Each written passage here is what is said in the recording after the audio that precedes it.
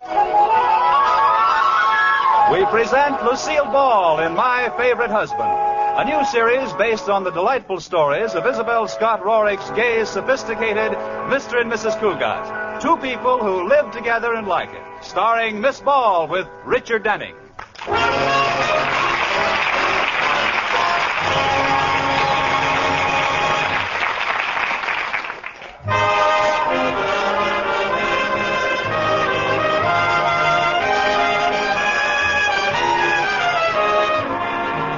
Well, let's look in on the Cugats and see what they're doing. It is morning, and Katie, the maid, has just put breakfast on the table. And George and Liz are sitting down to it. That coffee smells good. Paper's right in front of you, George. Why don't you read it? Oh, no. As soon as I pick it up, you'll start your usual squawking about not seeing my face at the breakfast table. No, I won't, George, honest. Now, this should be interesting. Liz, you tore a hole in the paper. Yeah, I get to see your face at breakfast, and you get to read the paper. See? Look at it. How can I read with a hole in the paper? Well, read around it. Oh, I saved all the little pieces I tore out, and you can read what you missed later. great. I'm looking at you through an automobile ad. Well, what's so funny about that? The new Nash has blue eyes for headlights. And your ears look like both doors are wide open. Well, I'm glad you find it amusing. Katie, may I have some more coffee, please? Certainly, Mr. Cugat. Oh, what happened to the paper? Did the dog get at it? No, the cat. I did it, Katie. I had to, because he's always reading at the table and never knows I'm here. Good for you. I had the same trouble with my first husband, Clarence. One morning, I put an old floor mop in the chair to see if he'd notice the difference. Did he? Yes, he complimented me on my new hairdo. Then I did something awful. I set fire to his paper. Well, that must have burned him up. Oh, Mrs. Cugat. Pretty bad, huh? Well, it's early in the morning. Well, you're excused. Hey, look here. A story about my old girlfriend, Myra Ponsonby. Well, we haven't heard from her in ages. What does she say is new in Lower Slobovia? There you go again. Just because I went around with her in college is no reason to be jealous. I'm not jealous. I just wish she'd drop dead, that's all. Liz, you sound so bitter. I am. There isn't room for both of us in the same town. Well, better watch what you say, Liz. You may have to move. After all, they're still writing news stories about Myra. Why? What happened to dear old Myra, I hope? Well, she's driving into town from her country place.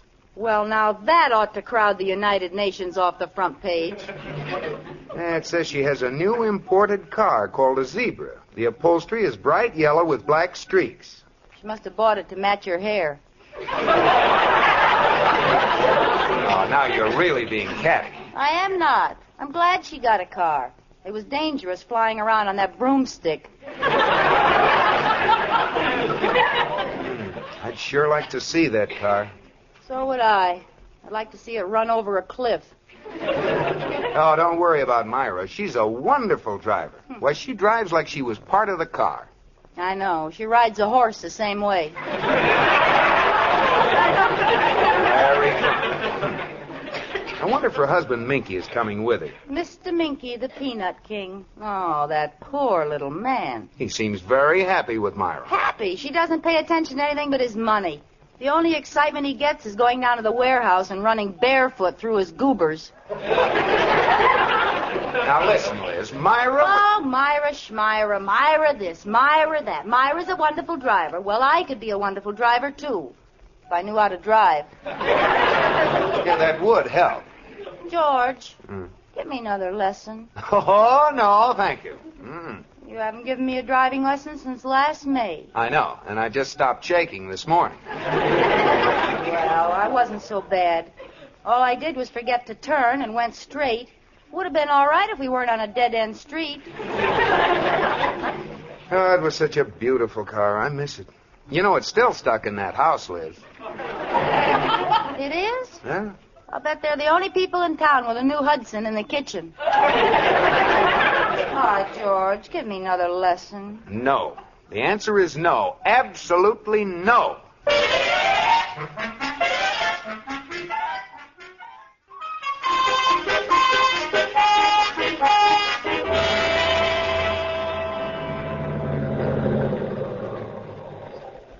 Okay, Liz. There isn't much traffic on this back road. I guess you can start driving now.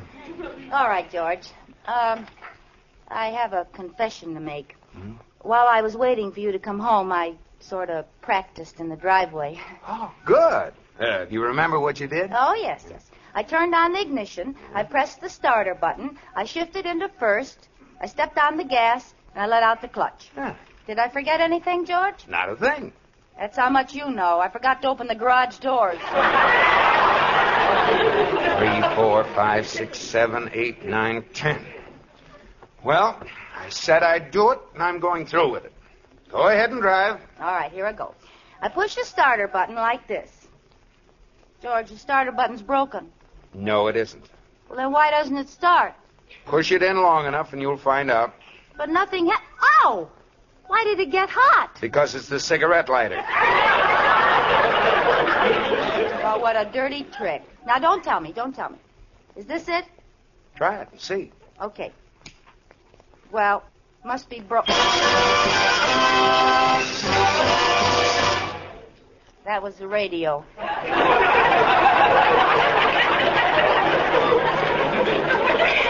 Yeah. Now, I don't want to suggest anything radical, but what do you think that little button that says starter is for? Oh, I guess I'm excited. Here we go. Hooray! It started. Yeah, congratulations. Why aren't we going? Well, you forgot a little thing called putting it in gear. Oh, that. No! Am I doing something wrong, George? Throw out the clutch. What's the matter with it? Nothing. Well, then why should I throw it out? Step on the clutch. Push it in. Well, why didn't you say so? My goodness, you get so excited. I'm not excited. And what's that white stuff around your mouth? It's just a little foam. Now you have the clutch out and the motor on. Shift into low. Now, wait a minute. Low is up here, isn't it? No. Oh, I know. Down here. Up here? There's only one place left. Oh, it's here. There. Now what do I do? Let the clutch out. Okay. Go. What happened? George, say something. Wait till I get my head out of the back seat. I think my neck is broken. You know, this car doesn't work very well. Start it again. I'll brace myself. All right.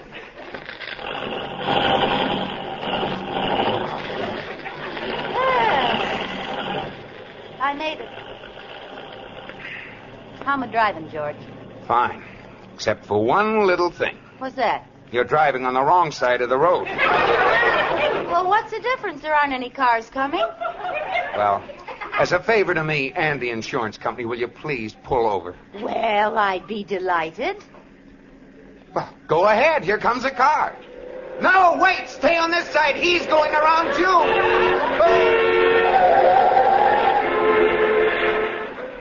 What a reckless driver. He shouldn't have gone up on two wheels like that. Liz, let's come to a stop. All right, what do I do? Put your hand out. Signal for a stop. Okay. Shift into neutral. Okay. Liz, you almost hit that tree. Why did you take both hands off the wheel? You told me to. I did not. You did too. You told me to shift with my right hand and signal with my left, and I didn't have any hands left over to steer. What do you think I am, an octopus? No. You're making a nervous wreck out of me.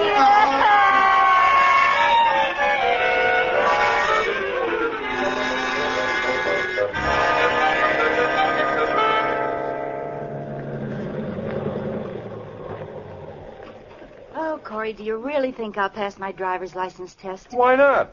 You had the best teacher in the world, old Professor Cartwright himself. I promise you won't tell George you helped me. Oh, I won't let on. I'll tell him my hair suddenly turned white without any reason. Did I frighten you when I went between those two cars? Well, I was watching pretty closely. Well, I'm glad one of us was watching. I had my eyes closed. Well, you better keep them open when you take your test. I guess I'll go in now while I have my nerve. Why don't you go get a bite to eat? Oh, I couldn't eat a thing. I already have something in my mouth. What? My heart. Good luck, Liz. Keep your fingers crossed for me.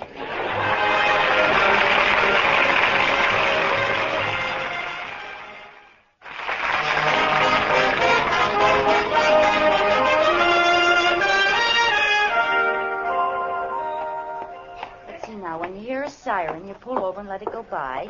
You can pass a streetcar on the right at 15 miles an hour.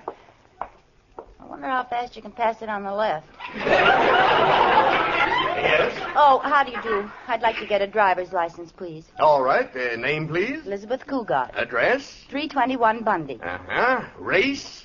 Of course not. I don't even have a driver's license. I think this is going to be one of my bad days. How much do you weigh? Guess.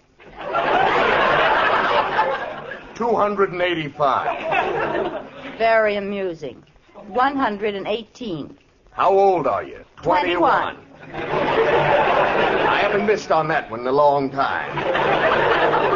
You know, it's funny, but there are no women drivers in the United States over 21. May I have my license now? Not yet. How tall are you? Well, what's this got to do with driving? Why are you asking all these questions? We want to find out what size car you'll wear. How tall? With heels or in my stocking feet? Well, what's the difference? About 3 inches. I'm 5'6" without them. Eyes? Yes, 2. Blue. Thank you. And red. What? My hair is red. That's the next question, isn't it? Naturally? Well, just a little henna rinse now and then. Well, the fingerprint, and that does it. Give me your right thumb, please. What for? I want to hitch a ride home, and mine is tired. I'm going to take your fingerprint. I don't want to put my thumb in that dirty old ink. Now, this won't hurt a bit. No, Just give I me your don't right want hand to and put we'll my it thumb in the ink. ink. Well, did you get my fingerprint? Yes. Right on the end of my nose. What are you laughing at? I'm happy.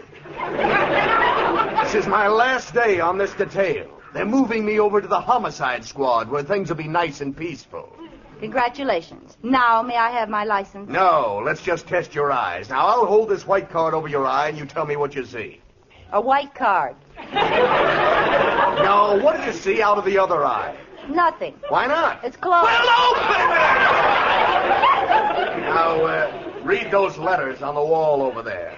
Okay. M-E-N. Not on the door, on the wall!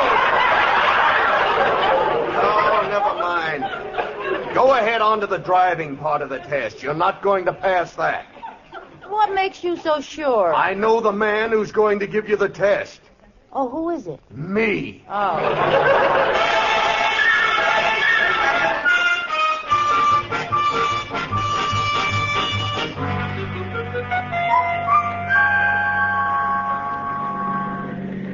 I can drive anywhere now, Corey. I got a license. Well, I'm proud of you, Liz. It certainly didn't take you long. No. He was very sweet. As soon as he saw how I drove the car around the block, we sort of made a bargain. How do you mean? Well, he said he'd give me my license if I'd let him out of the car. I know how he felt. You know, there's nothing to driving, Corey. It's simple. Liz, I think that car is going to turn in front of us. Where? Oh, my goodness. I can't remember the difference. Between what? I can't remember the difference between the clutch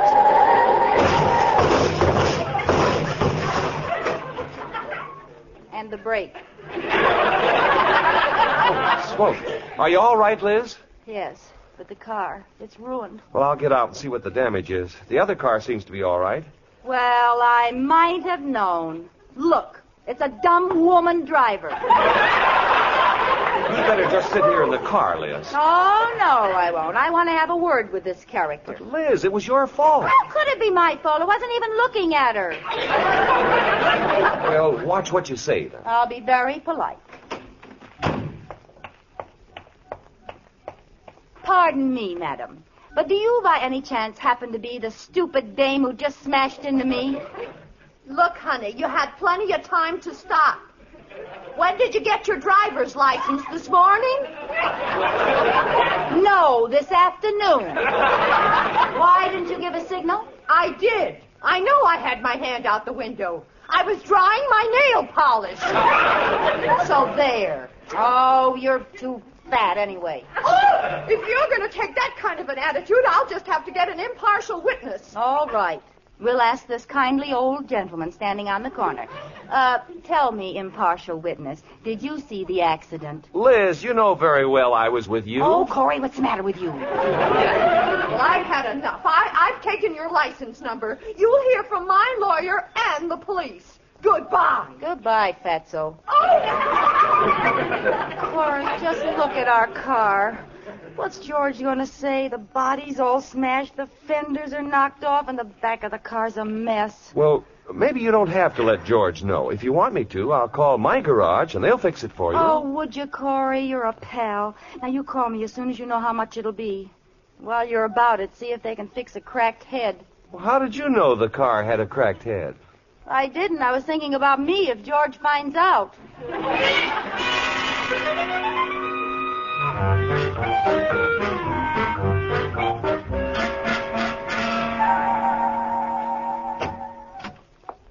Is that you, Liz? Yes, dear. Did you get your driver's license? Yes. How'd you know? Oh, some fella from the bank saw you over there. Oh. Well, you're a full-fledged driver. Mm-hmm. Where's the car?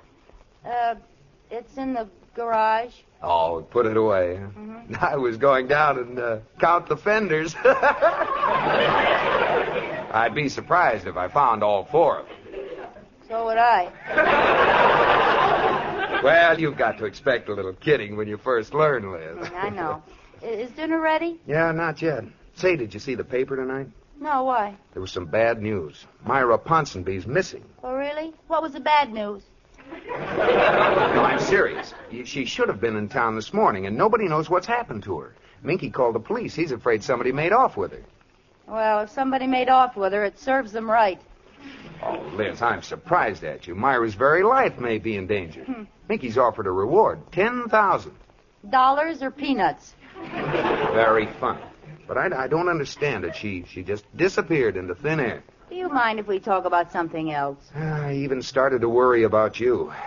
What made you so late getting home? Late? Oh, I was just late. Oh, I thought maybe you'd run into an old friend. No, it was a stranger. Honey, you're acting funny, like you've done something wrong. Me? That's a laugh. Liz, are you hiding something? I'll get it. Hello? Oh, I've been waiting for you to call. Just a minute. George, would you get my coat for me? I'm cold. You're wearing it. Oh, well, would you hang it in the hall closet for me? I'm warm. Do you feel all right, Liz? Yes, I'm fine. Just take it out to the closet like a good boy. All right. Thank you. Gee, I'm glad you called. Oh, Katie, Yes, sir. I'm worried about Mrs. Cugat. She's acting so strangely. Katie, if a person you love is in trouble, it isn't wrong to eavesdrop, is it? Yes, it is. I knew you'd agree with me. Well, I won't be any party to this. Oh, you haven't any idea how guilty I feel. Every time I see a policeman, I almost die. Police? She must be in trouble. No, George doesn't know yet, and when he does, murder. Murder? Really? Gosh, I didn't think I hit her that hard. The body must be all banged up. Body. You know how George felt about that old wreck. Liz has done away with Myra. Listen, that wasn't the first time she'd been hit. Did you see all those dents in her trunk? Oh, no. How could she do it? And her rear bumper was in pretty bad shape, too. Oh, poor Myra. Wasn't it awful? I thought she'd never stop yelling. And all I did was hit her with the front wheels. Yes, I picked up all the parts that fell off and threw them in the back seat. Oh. Well, thanks for taking care of everything. Now, don't call me again. I'll call you when George isn't around. Liz. Yes, George? Liz, I'm going down and look in the garage. Oh, no, you mustn't. I thought so. Is it because of what I'll find down there? Yes, I didn't want you to know. Oh, Liz, baby. You're in terrible trouble. I am? Yes. And I want you to know that no matter what happened, I'll stick by you. Well, thanks, George, but aren't you getting a little dramatic about this? Dramatic? Yeah, I just smacked her in the back when she wasn't looking. Liz, you don't know what you're saying. And to think I drove you to this. Oh, you did not. I drove myself. Oh, you're just trying to save me. Oh, look. Here comes a policeman. Well, what do you suppose he wants? He's after you. Do you really think so? For a little thing like that? Little thing? You could get the chair for that. I could? Oh. Gosh, I'm glad I didn't go through a red light. Look, you go hide in the kitchen, and I'll tell them you've left for Mexico. Si, senor. I'll go like you told me. Oh, how can you joke at a time like this? Mr. Cugat? Yes? Sergeant Lewis, Homicide Squad. You're on the wrong trail, Sergeant. She isn't here. She's gone to Mexico. Oh, now, just a minute, Mr. Cugat. She's innocent. She didn't even know Myra Ponsonby. And besides, she's insane. She must be. She married me. We're both insane. Cugat,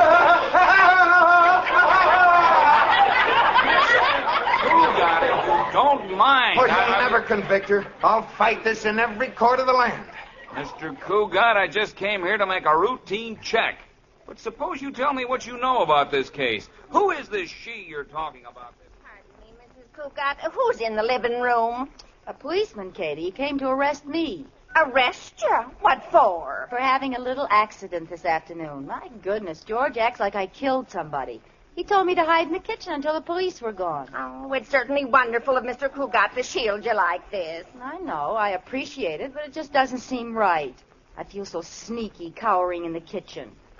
Katie, I can't do it. Now, Mrs. Cugat, don't do anything you'll be sorry for. I can't help it. I've got to take my medicine. I'm going in there and give myself up. I think you'd better come along with me, Mr. Cugat. This sounds mighty suspicious. Wait. Hold everything. I confess. I'm guilty. Liz! I can't go on like this, George. I did it, and I've got to pay the penalty. Officer, put the bracelets on me. Now, Liz, don't say a word until I get a lawyer. They can't prove a thing.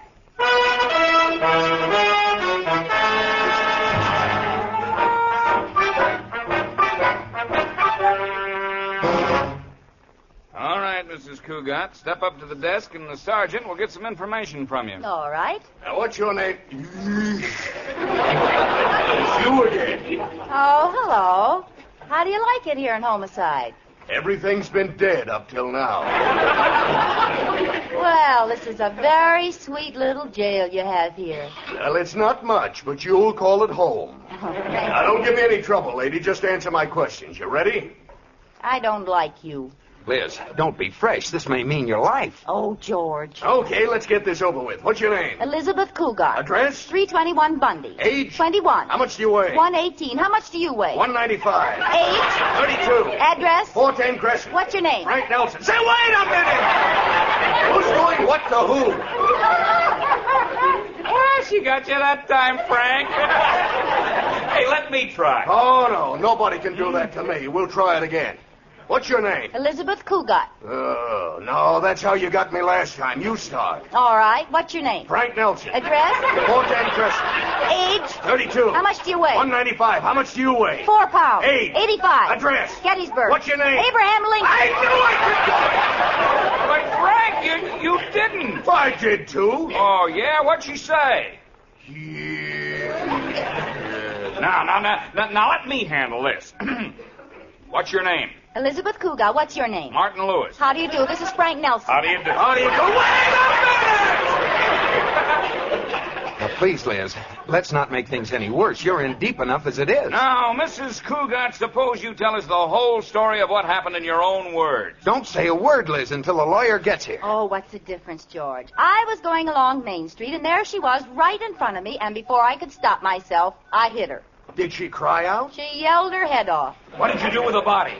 I had them jack it up and haul it away in a truck. Didn't it give you goose flesh? No. Oh, I was a little nervous, but after all, I just got my license. License? What is this, open season? Now, you listen to me, sister. Okay, brother. Don't brother me, sister. Well, don't sister me, brother. Hold it. Lewis speaking. What's that? Oh, you found Myra Ponsonby. How's the body? Just say alive. Never mind the whistling. Yeah, I got it. Okay. How do you like that? She's alive. Yeah, darn it. Where'd they find Myra? She got arrested for speeding through a small town, and the sheriff threw her in jail. There, George. There's your wonderful driver for you. Put in jail, and all I had was a little wreck. You had a wreck? Of course. What did you think? Oh, my goodness. You thought that I killed Myra. Oh, what's so funny? Oh, I can't wait to get the car fixed. That's a wonderful idea.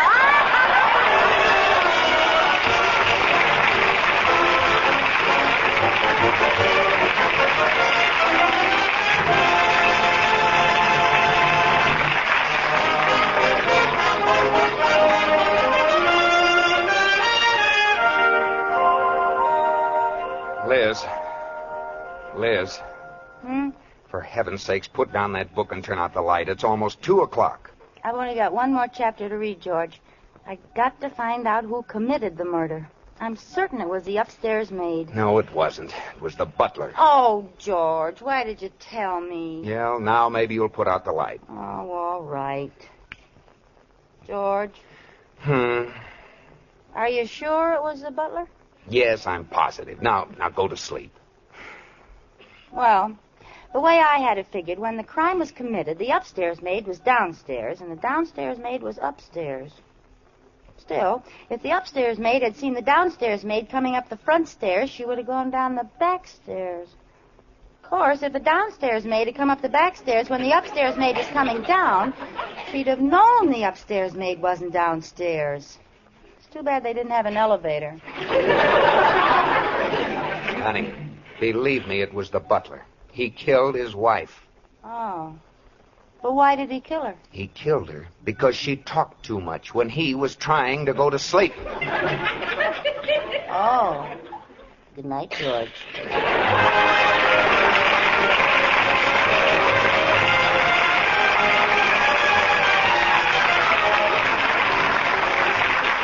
You have just heard My Favorite Husband, starring Lucille Ball with Richard Denning.